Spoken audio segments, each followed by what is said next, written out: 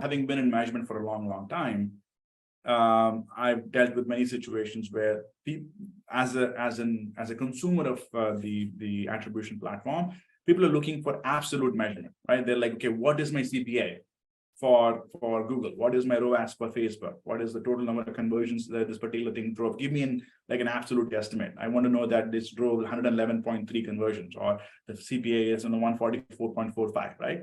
It turns out that there is no absolute measurement.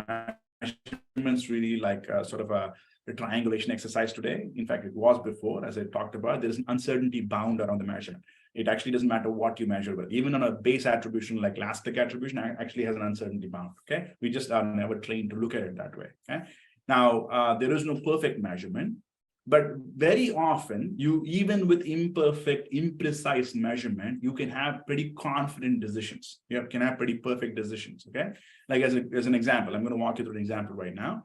But let's say, for example, your target CPA is $100. Okay, you don't want to pay any more than $100 to acquire a new customer. Okay, now it turns out that you're buying media with let's say Snap, and the Snap CPA from a last click perspective is $125, and then the CPA from a media mix perspective is $300. From a tested perspective is $600. Okay, now it doesn't matter what measurement you look at, the decision to pull dollars out of Snap is obvious. Why is that the case? Because your target is $100. No matter what measurement paradigm you look at, they're all more than $100.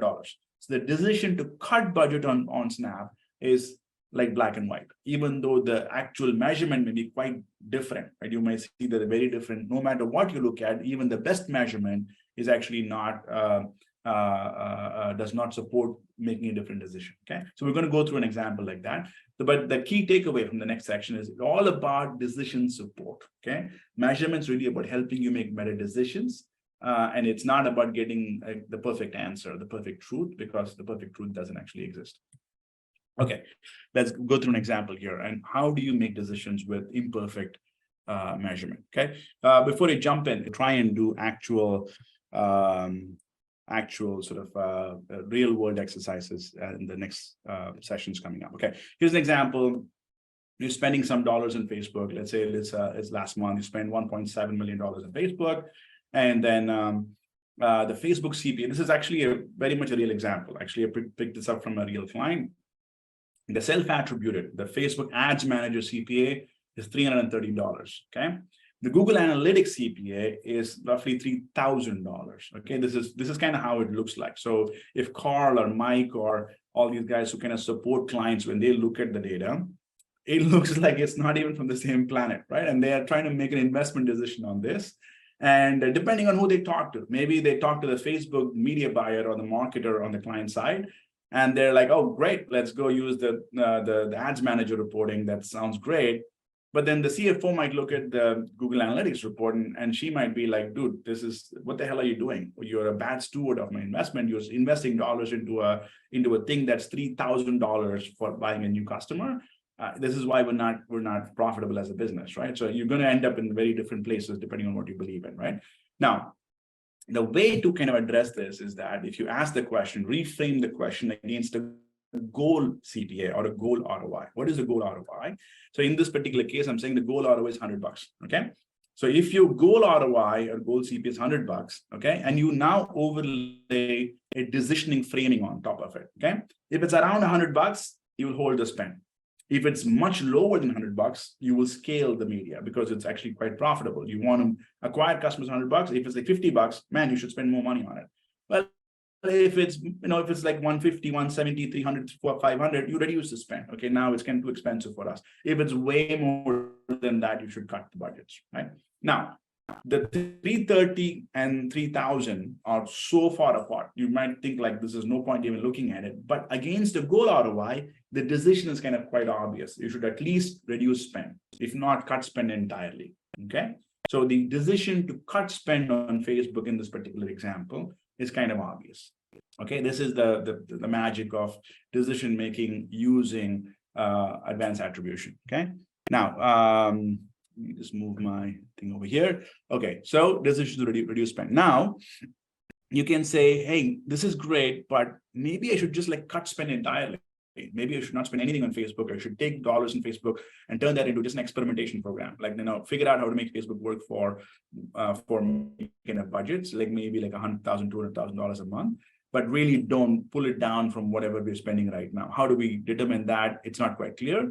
Well, then you run an advanced attribution methodology. Maybe you run an incrementality test. Maybe you run the media mix model to get another read on this, to say, where does that land? And typically what will happen, the self-attribution CPA, if you remember, is the most optimistic CPA, okay? And the most optimistic way to measure a channel is to let them self-attribute. So when they tell you, hey, I drove 1,000 conversions, that is the most optimistic way to look at their performance. So that you understand that. Typically, the Google Analytics approach for mid-funnel channel is the most conservative way to look at that channel. So you know that it's kind of bounding the two, the worst case, best case for you. So when you run an advanced attribution model, you're expecting it to land somewhere in the middle. This context makes a huge difference. When you understand how these things are being measured, what is worst case, what is best case, now you can actually figure out what kind of decisions you might end up making based on any advanced measurement that you might actually do in the future, okay? In this particular case, you ran the advanced attribution, let's say you ran a test, okay? And the test came back with $687. Now you'd be like, well, it's still expensive. I should probably pull Facebook down from a proper program, make it an experimentation program, like a test program, and then like figure out how to make the creatives and the messaging and the execution, the targeting all work before bringing it back, okay? So here's an example of making a decision. Now, let's take another use case. Imagine the same exact data, but the goal ROI is $100. Maybe it's not a DTC fashion brand. Maybe this is something more like, maybe like Peloton type of brand where they're trying to sell like a bike, like an actual Peloton bike, and they're willing to accept $1,000 CPA. In that case, you do end up in this place where if it's $1,000, the self-attributed CPA is $330. The Google Analytics 3,000, you do need a test because the decisions could be completely different. If you believe the self-attribution, you would really scale. If you believe the Google Analytics, you would really cut. In this case, you have to wait for a test, another read, which is the advanced attribution CPA, which could be a media mix model or a test to understand what the CPA actually is, or at least gets closer to. Now you know what you need to do, right? In this particular case, you should scale the spend on Facebook because it's $687, your goal is $1,000, okay? Okay, now the takeaway here is that you overlay this decisioning framework on top of the measurement, you might actually end up getting just crystal clear decisions, even if the measurement is not, it doesn't agree with each other, okay? Why this kind of framing is important is that even when you measure across multiple advanced attribution methods, like a test and MMM and whatnot, they might not agree with each other. You might not be able to make any decisions if you're expecting them to be perfectly aligned with each other, unless you overlay the goal ROI framing on top of it, so you can actually figure out, relatively speaking, which decisions are you need to make. Okay, let me pause right there. So last slide. Okay, thoughts, questions before we jump back out.